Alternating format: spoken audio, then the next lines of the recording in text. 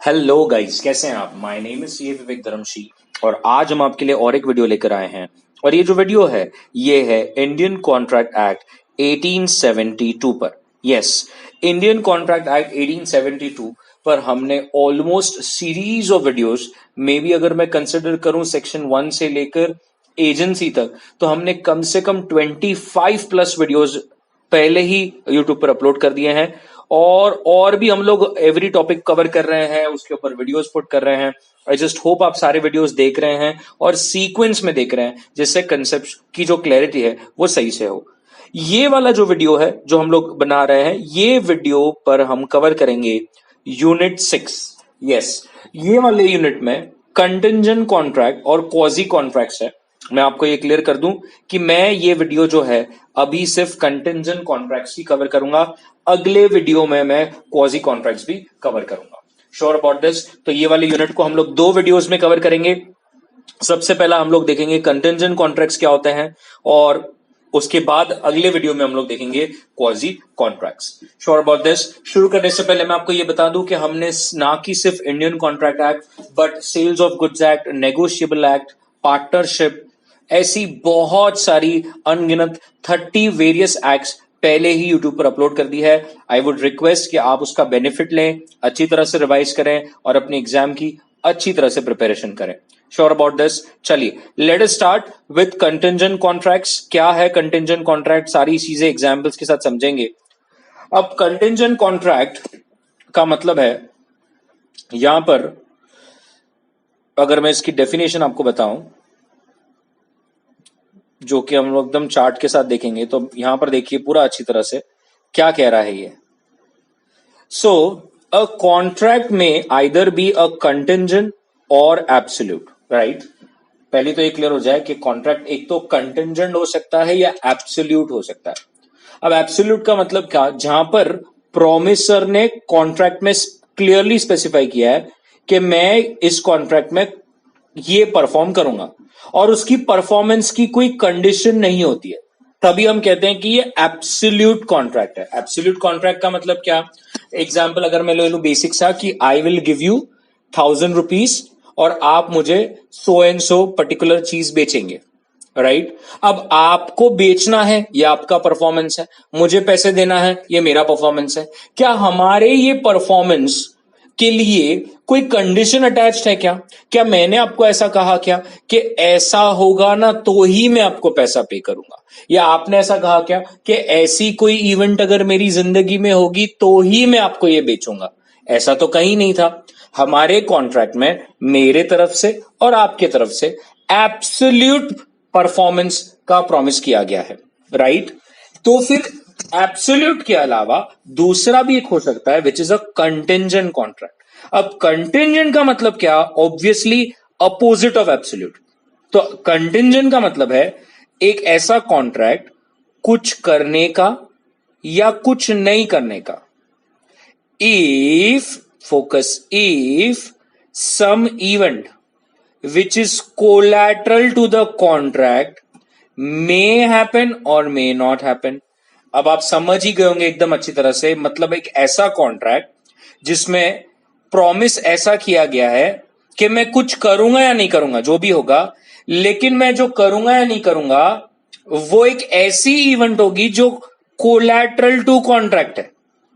और ऐसा हमने डिसाइड किया है कि एक तो वो इवेंट होगी तो मैं कुछ करूंगा या ना करूंगा, या वो इवेंट नहीं होगी तो मैं कुछ करूंगा या नहीं करूंगा।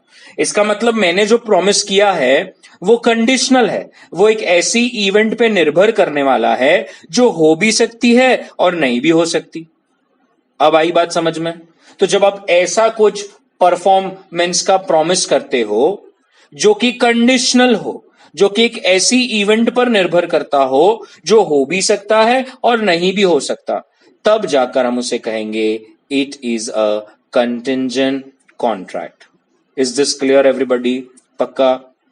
अब अगर आप एग्जाम्पल देखेंगे, contract of insurance, indemnity, guarantee, ये सब ये कैटेगरी में आते हैं। अगर मैं 2 मिनट इंश्योरेंस का कॉन्ट्रैक्ट ले लूं, अब इंश्योरेंस कंपनी के साथ हम कॉन्ट्रैक्ट करते हैं, राइट, जिसमें हम लोग क्या कहते हैं कि हम आपको रेगुलरली इंश्योरेंस प्रीमियम भरेंगे। लेकिन कंपनी क्या कहती है, कंपनी कहती है इस कॉन्ट्रैक्ट से जुड़ा एक इवेंट है, एक कोलैटरल इवेंट है, और वो क्या है? डेथ। और कंपनी कहती है अगर डेथ हुई, जो हो भी सकती है और नहीं भी हो सकती, राइट? अगर आपकी पॉलिसी 10 इयर्स की है तो ये कंपलसरी तो नहीं कि 10 इयर्स में मरेंगे, हमें नहीं पता, तो वो इवेंट हो भी सकती है और नहीं भी हो सकती। तो कंपनी क्या कहती है, अगर डेथ होती है तो मेरा प्रॉमिस है कि आई will pay you a lump sum amount, right? अब ये तो एक तरह से कंडीशनल प्रॉमिस हो गया ना, वो कंपलसरी थोड़ी है कि हम आपको देंगे ही देंगे। वो क्या कहता है, अगर 10 इयर्स की पॉलिसी में डेथ होती है तो हम हमारा परफॉर्मेंस कर, हम हमारा जो प्रॉमिस हमने आपको दिया है कि हम आपको एक लमसम अमाउंट देंगे, वो हम आपको देंगे। अच्छा, अगर नहीं हुआ तो, डेथ नहीं हुई तो कुछ भी नहीं मिलेगा। आई बात सबको समझ में? तो ये कॉन्ट्रैक्ट क्या हो गया? कंटिंजेंट कॉन्ट्रैक्ट हो गया। गारंटी का कॉन्ट्रैक्ट है, इंश्योरेंस का कॉन्ट्रैक्ट है। इंडेमनिटी का मतलब क्या है कि अगर आपको कोई लॉस हुआ तो मैं आपको उसको कंपेंसेट करके दूंगा, इंडेमनीफाई करके दूंगा। ये सारे ही कॉन्ट्रैक्ट्स क्या है? कंटिंजेंट कॉन्ट्रैक्ट है। तो अगर एक छोटा सा एग्जांपल लेंगे, ए ने बोला बी को आई विल पे यू 1 लाख अगर कभी तेरा घर में आग लग गई, कभी तेरा घर फायर गटेट हो गया, आग लग गई है, इट इज बर्न, तो then A will pay B 1 lakh rupees. Now this is the contingent contract. The event is आग लगना which is collateral to the contract and जरूरी नहीं है कि आग लगे ही। Sure about this? पक्का? तो कोलैटरल इवेंट का मतलब क्या है? अगर एक ऐसी event which is neither a performance nor a part of contract as a consideration, right? जैसे वही एग्जांपल अगर मैं यहां पे लूं, so a contracts to pay B 1 lakh अगर उसका घर जल जाता है। अब ये कंटिंजेंट कॉन्ट्रैक्ट क्यों है? बिकॉज यहां पर बी का घर जलना is neither the performance, yes, ऐसा किसी ने यहां पे परफॉर्मेंस का प्रॉमिस किया है क्या कि घर जलाएंगे? ना ये कंसिडरेशन का पार्ट है। तो जब कोई ऐसी इवेंट जो ना कंसिडरेशन हो ना कोई परफॉर्मेंस हो कॉन्ट्रैक्ट का, और लाइबिलिटी तभी होगी जब कोई इवेंट का होना, वो इवेंट होगी कोलैटरल इवेंट, तो इसीलिए हम कहेंगे कि it's a contingent contract. Clear है? तो अगर मैं इस डेफिनेशन को और ज्यादा एक्सपैंड करूं तो हमें इससे पता चलता है कि there are some essentials of contingent contract. I can say there are some features of particular contingent contract, और वो फीचर क्या है एक एक करेंगे। तो फर्स्ट है, the performance of a contingent contract should depend upon the happening और non happening of some event और कंडीशन। जैसे मैंने आपको बताया, अब वो कंडीशन प्रीसीडेंट भी हो सकती है, सब्सिक्वेंट भी हो सकती है। एग्जाम्पल देखिए, ए ने बी को बोला मैं तुझे 50,000 रुपीज दूंगा अगर it rains in on the first of next month, अगले महीने की अगर पहली तारीख को बारिश होती है तो आई विल पे यू 50,000 रुपीज। अब बारिश हो भी सकती है और नहीं भी हो सकती, it may happen, it may not happen. तो यहां पर the performance, the promise to pay 50,000 depends upon an event which may or may not happen. Clear है? Sure about this? The second क्या है? अब the event that you are referring should be collateral. हमने अभी पीछे बोला था जो इवेंट होनी चाहिए वो कोलैटरल होनी चाहिए। इसका मतलब it should not be a part of contract, it should neither be the promise, it should not be the consideration. So अगर आप एग्जाम्पल देंगे, where A agrees to deliver 100 bags of wheat and B agrees to pay the parcel only afterwards. इसका मतलब क्या हुआ? यहां पर ए ने बोला मैं तुझे 100 bags of wheat दूंगा, बी ने कहा जब तू मेरे को देगा तभी मैं तुझे पेमेंट करूंगा। अब यहां पर जो तो कॉन्ट्रैक्ट है वो कंटिंजेंट कॉन्ट्रैक्ट है ही नहीं, वो कंडीशनल है। क्या? क्योंकि बी ने कहा पैसे मैं तभी दूंगा जब तू तेरा प्रॉमिस निभाएगा। तो ये तो एक तरह से ऐसे ही हो गया ना कि यहां पर it is a part of your, it is a performance of the, it is a part of your performance और it is like a consideration.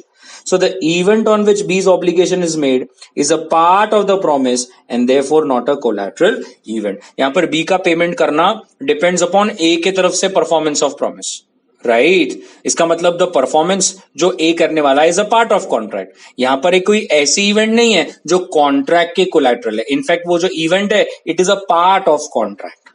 Clear है? Sure about this? थर्ड क्या है? The event should not be a mere will of the promiser. इसका मतलब ये promiser के हाथ में नहीं होना चाहिए कि इवेंट हो या ना हो, इसका मतलब क्या हुआ, it should be beyond the control of promisor and promisee. So अगर आप एग्जाम्पल देखेंगे, ए ने बोला I will pay you 1 lakh if I leave for Delhi from Mumbai. मतलब दिल्ली से अगर मैं मुंबई जाता हूं तो मैं तुझे 1 लाख रुपीज दूंगा। अब ये कंटिंजेंट कॉन्ट्रैक्ट है क्या, बताइए, कंटिंजेंट कॉन्ट्रैक्ट है क्या? बिकॉज यहां पर going to Mumbai is an event no doubt within as will but is not merely his will. समझ में आया? इसका मतलब यह है कि अगर वो उसी के हाथ में होता कि मेरे को दिल्ली से मुंबई जाना है या नहीं जाना, तो फिर हम उसे कंटिंजेंट कॉन्ट्रैक्ट नहीं कहेंगे। ऑब्वियसली उसको जाना है या नहीं जाना ये उसकी उसकी इच्छा है, बट अगर वो इच्छा उसके कंट्रोल में है तो फिर हम उसे कंटिंजेंट कॉन्ट्रैक्ट नहीं बोलेंगे। क्लियर है? डी क्या कहता है, the event must be uncertain. Clear है? अगर हमें पहले से ही पता होता कि इवेंट होने वाली है, या हमें पहले से ही पता होता है कि इवेंट नहीं होने वाली है, तो फिर क्या मतलब, इवेंट अनसर्टन होना चाहिए। इसका मतलब ये इवेंट होगा या नहीं होगा ये किसी को पता नहीं होना चाहिए। So when the event is certain और bound to happen, the contract is due to be performed, then it is not a contingent contract. So यहां पर A ने बोला I will sell my agricultural land to B after obtaining all the permission from contractor. Now as a matter of fact, the permission was generally granted if you fulfill all the formalities. So it was held that the contract was not a contingent contract because the grant of permission by the collector was almost certain. अगर सारी formalities complete की है तो collector तो permission देगा ही। इसका मतलब ये event तो होने ही वाली थी। यहाँ पर uncertainty कहां पर है? अनसर्टेनिटी होना चाहिए, मतलब वो हो भी सकता है और नहीं भी हो सकता है, and it should not be with in the will of the promisor. Clear है? तो अब ये सारी ही चीजें कहां पर है? सेक्शन 32 से 36 के अंदर। Let us see one by one. पहला है enforcement of contract if the event happens. मतलब एक ऐसा कॉन्ट्रैक्ट किया है जहां पर इवेंट होगा तो मैं करूंगा, इवेंट नहीं होगा तो मैं नहीं करूंगा। इसका मतलब क्या? When a contract identifies happening of an event, the contract cannot be enforced unless and until the event happens. मतलब एक बार हो जाए तो ही हम करेंगे, वरना नहीं करेंगे। तो can I say if the event becomes impossible then the contract become void? because अगर event impossible हो गई है इसका मतलब कभी होने वाली है क्या? नहीं होने वाली। तो इसका मतलब क्या हो गया कि contract बन गया void। अगर आप एग्जाम्पल देखेंगे अभी यहां पर, तो यहां पर एग्जाम्पल सेक्शन 32 जैसा बोल रहा है वैसा हम लोग पूरा देख सकते हैं। So where a contingent contract is made to do or not to do anything if an uncertain future happens, it cannot be enforce unless and until that event happened. If the event becomes impossible then the contract will obviously become void. मतलब पहला तो section 32 कहता है अगर आपने ऐसा कुछ करने या ना करने का प्रॉमिस किया है, बट इट विल डिपेंड कि वो इवेंट होना चाहिए। तो ऑब्वियसली कब होगा, आप परफॉर्मेंस कब करेंगे? जब वो इवेंट होगी। अगर वो इवेंट इम्पॉसिबल हो गई, राइट, अगर वो इवेंट इम्पॉसिबल हो गई तो फिर कॉन्ट्रैक्ट ही वॉइड हो जाएगा। एग्जाम्पल देखिए, A contracts to pay B a sum of money when B marries C. मतलब ए ने बी को कहा आई विल पे अगर आप सी से शादी करते हो। अब सी की डेथ ही हो गई विदाउट गेटिंग मैरिड, तो मुझे बताइए अब क्या बी और सी की कभी शादी हो सकती है क्या? नहीं, बिकॉज सी की तो डेथ हो गई। इसका मतलब ये इवेंट जो होने वाला था वो ही इम्पॉसिबल हो गया। तो कहना है से ये कॉन्ट्रैक्ट क्या हो गया? ये कॉन्ट्रैक्ट हो गया वॉइड। क्लियर है? Sure about this? अब दूसरा देखते हैं, enforcement of contract on an event not happening. पहले क्या था? Enforcement of a contract which was contingent on a event happening. फिर से मैं एक बार कह रहा हूं, ए बिट क्या था? वीडियो को रिवर्स कर लीजिए। ए बिट क्या था? ऑन एन इवेंट हैपनिंग, मतलब होता है तो मैं करूंगा। अब यहां पर क्या हो सकता है? इवेंट नहीं होगा तो मैं करूंगा। बात समझ में आ रही है? इवेंट नहीं होगा तो मैं करूंगा। तो अब यहां पर देखेंगे, where a contingent contract is made on a non-happening of event, it can be enforced only when it's happening become impossible। मतलब अगर ये कंफर्म है कि अब वो कभी होगा ही नहीं तो ये कॉन्ट्रैक्ट वैलिड रहेगा। अगर हम 33 सेक्शन की बात करें, प्रॉपरली उसको पढ़े तो क्या कह रहा है? Where a contingent contract is made to do or not to do anything if an uncertain future event does not happen, it can be enforced only when it's happening becomes impossible, because आपने भी क्या promise किया है कि वो event अगर नहीं होगा तो, और अगर वो इवेंट टाइम से पहले ही इम्पॉसिबल हो गया तो इसका मतलब कॉन्ट्रैक्ट का प्रॉमिस अब परफॉर्म करना पड़ेगा। क्लियर है? अब एग्जाम्पल देखिए, पूरा समझ में आ जाएगा। पी ने बोला मैं तुझे पैसे दूंगा अगर एक पर्टिकुलर शिप कभी रिटर्न ही नहीं आएगा। अगर एक पर्टिकुलर शिप कभी पोर्ट पे रिटर्न नहीं आया, मतलब नॉट हैपनिंग, तो मैं तुझे पैसे दूंगा। अब मुझे बताइए, अचानक से पता चला कि शिप डूब गया। अब मुझे बताइए, मतलब ये इवेंट ही इम्पॉसिबल हो गया, मतलब शिप का पोर्ट पर आना ही इम्पॉसिबल हो गया, यस और नो? तो तुरंत ये कॉन्ट्रैक्ट एनफोर्स होगा, तुरंत जो भी प्रॉमिस किया वो करना पड़ेगा, बिकॉज यहां पर आपने भी बोला था आई विल डू, आपने कुछ ऐसा प्रॉमिस किया था जहां पे इवेंट नहीं होगा तो मैं परफॉर्म करूंगा, और नहीं होगा मतलब क्या? यहां पर एग्जाम्पल था शिप कभी पोर्ट पर नहीं आएगा, और जब पता चला कि शिप डूब गया है तो ये तो कॉमन सेंस है कि अब आपको कॉन्ट्रैक्ट वैलिड है और निभाना पड़ेगा। Clear about this? पक्का? सी बिट क्या कहता है? A contract would cease to be enforceable, cease, कब? If it is contingent upon the conduct of a living person, when the living person does something to make the event or the conduct as impossible। मतलब यहां पर किसी particular person के conduct या behaviour पर promise कुछ किया गया था, लेकिन अब ऐसा कुछ हो गया कि वो पर्सन, वो जो भी इवेंट थी या जो भी बिहेवियर था या जो भी उस कंडक्ट था वो कभी हो ही नहीं सकता। तो अगर मैं फिर से उसको, उस डेफिनेशन को अच्छी तरह से पढ़ूं, if a contract is contingent upon how a person, time is not important, then the event shall be considered to have become impossible when such person does anything which renders it impossible to act within the definite time और otherwise than future contingency। Example देखिए, ए ने B को बोला I will pay you अगर आपने सी के साथ शादी की, सी ने डी के साथ शादी कर ली। अब मुझे ये बताइए, ये तो अब क्लियर हो गया कि सी की शादी कभी बी से नहीं होगी। हालांकि ये पॉसिबिलिटी है कि अगर सी और डी का डाइवोर्स हो जाता है तो फिर बी और सी फिर से शादी कर सकते हैं, बट देन अभी के लिए तो टाइम बीइंग के लिए ऐसा उस लिविंग पर्सन के बिहेवियर के साथ, उसका कंडक्ट के साथ ये कंफर्म हो चुका है कि बी और सी की शादी इम्पॉसिबल है और तुरंत आपको ये परफॉर्मेंस करना पड़ेगा। यहां पर मैंने खुद यहां पे लिखा है, इट इज दो पॉसिबल कि there can be a divorce between C and D और फिर बी सी के साथ शादी करे, बट अभी तो यहां पर ए ने बी को क्या बोला था कि तू सी से शादी करेगा तो मैं पैसे दूंगा, लेकिन सी जो कि एक लिविंग पर्सन है, उसने एक ऐसी इवेंट करी, उसने एक ऐसा कंडक्ट किया, वो इवेंट क्या थी? किसी और के साथ शादी कर लिया, विच मेक्स इट इम्पॉसिबल कि अब बी और सी की शादी होगी, एंड देयरफॉर द कॉन्ट्रैक्ट और उसके साथ उसका ऑब्लिगेशन खत्म हो जाएगा। क्लियर है? अब यहां पर क्या बोल दिया है? Event is contingent on the happening of an event, but यहां पर with in the fix time बोला है। अगर आपको याद होगा, ए में क्या बोला था? कंटिंजेंट है on, it is contingent on the happening of some event, right? It is contingent on the happening of some event. यहां पर एक चीज और ऐड कर दी, happening of event and also within the fix time. तो अब यहां पर अगर मैं उसकी डेफिनेशन देखूं, it is a contract to do or not to do if a specified uncertain event happens within a fixed time।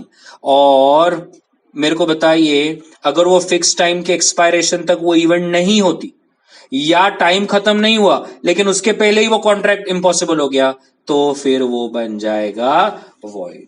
Clear है? वो शिप का एग्जाम्पल याद है क्या? मैं उसी का एग्जाम्पल ले लेता हूं।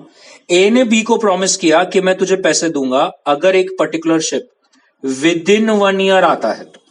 अब मुझे बताइए, ये कॉन्ट्रैक्ट वॉइड दो सिनेरियो में हो सकता है। एक साल हो गया और शिप आया ही नहीं, यस और नो? टाइम तो स्पेसिफाइड था।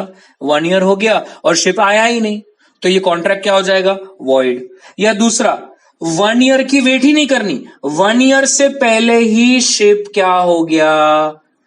जल गया, डूब गया, तो ये कॉन्ट्रैक्ट हो जाएगा वॉइड। Sure about this? पक्का? इसका मतलब अगर शिप विद इन 1 ईयर आ गया तो हम क्या इस कॉन्ट्रैक्ट को एनफोर्स करेंगे क्या?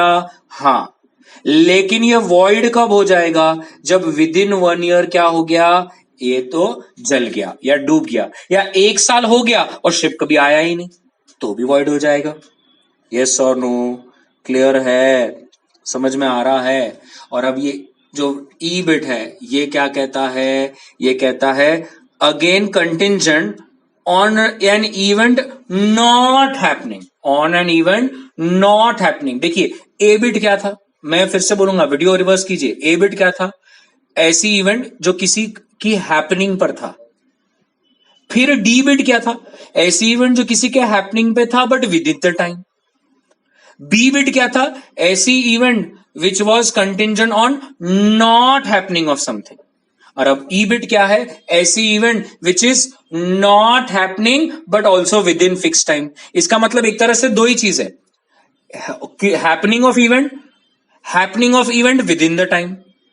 थर्ड क्या है, नॉट हैपनिंग। फोर्थ क्या है, not happening with in the fix time. चार एकदम लर्न हो गए। बीच में सी बिट क्या था, it was about the conduct of a particular person. तो अब ये ई बिट केनाई से बी का ही एक तरह से एक्सटेंशन है। बी बिट में क्या था, contingent on a specified event not happening, यहां पर एक्सटेंशन क्या आ गया, विद इन फिक्स टाइम। तो एग्जांपल देखेंगे, if a specified uncertain event does not happen within a fix time तो it can be enforced, but if the such event has not happened or before the time fix has expired, if it becomes certain then such event will not happen. अब example देखेंगे, A promises to pay B a sum of money if a certain ship does not मतलब क्या हो गया, not happening, return within a year, मतलब अगर एक साल के अंदर नहीं आया तो मैं पैसे दूंगा। तो कहना है से द कॉन्ट्रैक्ट में भी एनफोर्स, अगर एक साल तक शिप नहीं आया या एक साल के अंदर अंदर ही शिप जल गया तो ये करना ही पड़ेगा। Are you getting this? मैंने जानबूझ से एक ही पर्टिकुलर एग्जाम्पल लिया है और सारे ही सिचुएशंस में उसी एग्जाम्पल को चेंज करके करके बता रहा हूं। तो कंटिंजेंट कॉन्ट्रैक्ट एक तो किसी होने पर हो सकता है, किसी ना होने पर हो सकता है, किसी होने का लेकिन विद इन स्पेसिफाइड टाइम हो सकता है, कोई चीज ना होने का लेकिन विद इन स्पेसिफाइड टाइम हो सकता है। और आखिरी जो एफ है वो है सेक्शन 36 जो कहता है event which is something on an impossible event. ऐसा कोई अगर आपने कॉन्ट्रैक्ट किया है which is contingent on an event जो इम्पॉसिबल है, वैसे भी कभी नहीं होगी, तो फिर ऐसे कॉन्ट्रैक्ट्स पहले से ही वॉइड है, वो कभी कॉन्ट्रैक्ट बनेंगे ही नहीं। तो यहां से देखेंगे, इसीलिए यहां पर मैंने स्पेसिफिकली वर्ड क्या यूज किया है, agreement. So you have done an agreement to do or not to do which an event which is impossible, ये पहले से ही वॉइड रहेगा। फिर ये जरूरी नहीं है कि ये पार्टीज टू कॉन्ट्रैक्ट को जब वो कॉन्ट्रैक्ट कर रहे थे उन्हें पता था या नहीं पता था। व्हाट इज इंपॉर्टेंट इज कि ये इवेंट जिसके ऊपर उन्होंने कॉन्ट्रैक्ट किया था ये इम्पॉसिबल है तो कॉन्ट्रैक्ट पहले से ही वॉइड रहेगा। एग्जाम्पल, ए ने बी को बोला मैं तुझे 1 लाख दूंगा if the sun rises from the west. अब मुझे बताइए ये कभी होएगा क्या, इज दिस पॉसिबल कि सन जो will rise from the west? No, this is an impossible event and hence it is already void. It is void ab initio, start से ही void है। क्लियर है? Sure about this? तो मैंने आपको 6 के 6 scenarios explain किए कंटिंजेंट कॉन्ट्रैक्ट्स के। अब जब आप कंटिंजेंट कॉन्ट्रैक्ट पढ़ते हो तो आपको एक कॉन्ट्रैक्ट की याद आती है और वो कॉन्ट्रैक्ट होता था वेजरिंग कॉन्ट्रैक्ट, याद है? तो बहुत सारे बच्चों को ऐसा लगता है कि सर वेजरिंग कॉन्ट्रैक्ट भी तो वही था, वेजरिंग कॉन्ट्रैक्ट भी तो कोई इवेंट के होने या ना होने पर डिपेंड करता था। बराबर कह रहे हो आप, लेकिन guys wagering contract was a betting. वहां पर आप शर्त लगाते हो, वहां पर आपको अगर याद होगा, अगर आपने मेरा वेजरिंग कॉन्ट्रैक्ट पर मैंने खास एक वीडियो बनाकर अपलोड किया है, वहां पर ऐसा होता था कि एक हारता था एक जीतता था, राइट और स्पेसिफिकली आपका उस चीज में इंटरेस्ट नहीं था, जबकि कंटिंजेंट कॉन्ट्रैक्ट में आपको उस जो पर्टिकुलर हार्ट है कॉन्ट्रैक्ट का, आपको उसके में इंटरेस्ट है, राइट तो अगर मैं 2 मिनट इसका डिस्टिंग्विश आपको बताऊं, ध्यान से देखना यहां पर, तो क्या कहता है, a contingent contract is a contract कुछ करने या ना करने का जो एक इवेंट पे डिपेंड करता है और वो इवेंट हो भी सकती है और नहीं भी हो सकती। लेकिन वेजरिंग कॉन्ट्रैक्ट में क्या होता है, हम सामने वाले को पैसे देने या लेने की शर्त लगाते हैं और वो एक इवेंट पे डिपेंड करती है जो हो भी सकती है और नहीं भी हो सकती। कंटिंजेंट कॉन्ट्रैक्ट्स में रेसिप्रोकल प्रॉमिस होना जरूरी नहीं है, वेजरिंग कॉन्ट्रैक्ट्स में रेसिप्रोकल प्रॉमिस होता है कि अगर मैं हारा तो तू पैसे देगा, तू हारा तो मैं पैसे दूंगा। कंटिंजेंट कॉन्ट्रैक्ट्स में इवेंट होती है कोलैटरल, वेजरिंग कॉन्ट्रैक्ट्स में जो इवेंट होती है वो कोर इवेंट होती है, उसी पर शर्त लगाते हैं, वो कोलैटरल नहीं होती। कंटिंजेंट कॉन्ट्रैक्ट्स वेजरिंग नहीं होते, बट आप ये कह सकते हो कि हर वेजरिंग कॉन्ट्रैक्ट कंटिंजेंट जरूर है। Contracting parties have interest in the subject, very important. जैसे इंश्योरेंस कॉन्ट्रैक्ट, तो ऑब्वियसली अगर हम हमारे पेरेंट्स का इंश्योरेंस निकाल रहे हैं तो we have the interest in their life, right. But wagering contract में यहाँ पर कोई इंटरेस्ट नहीं होता। यहाँ पर धोनी या विराट कोहली या महेंद्र सिंह धोनी सेंचुरी मारे या ना मारे, हमारा उसमें कोई इंटरेस्ट नहीं। हमारा इंटरेस्ट है शर्त के लगे पैसों में। Contingent contract is not based on the doctrine of mutuality of lose and gain. इसका मतलब एक हारेगा तो दूसरा जीतेगा। वेजरिंग कॉन्ट्रैक्ट तो इसी पर निर्भर है जहां पर कंफर्म होता है कि एक का गेन इज दूसरे का लॉस। याद रखें, इंडियन कॉन्ट्रैक्ट एक्ट में contingent contracts are valid but wagering contracts under Indian contract are void. Sure about this? So these were the distinguishing points between contingent contract and wagering contract. Sure about this? That's it from my side. I hope आपको contingent contract और उसके 6 various एक तरह से ways in which you can draft the contingent contract समझ में आया। मैं एक बार आपको फिर से बता दूं, contingent contract एक होता है happening of event, दूसरा होता है happening of event within the specified time, third होता है non happening of event, fourth होता है non happening of event within the specified time, fifth होता है इम्पॉसिबिलिटी, और सिक्स होता है ड्यू टू द कंडक्ट और behaviour of a person. Sure about this? We have 6 various ways in which the contingent contract can be drafted. Hope you like this video. अच्छा लगा तो please comment कीजिए, बताइए मुझे और कौन से ऐसे टॉपिक्स हैं जिस पर आपको चाहिए कि मैं वीडियोस बनाऊं जो आपको हेल्प करें। We are here to help you. कोई भी आपको हेल्प डाउट लगता है तो प्लीज कमेंट सेक्शन में आपका टाइप कीजिए। एक fortnightly basis, every 15 days, every Sunday I go through all the comments, check क्या रिक्वायरमेंट लोगों का, क्या नहीं समझ रहा है, क्या कौन से ऐसे टॉपिक्स है जिस पर आपको वीडियोस चाहिए, and I will surely make it, है ना। Sure guys, thank you, bye bye.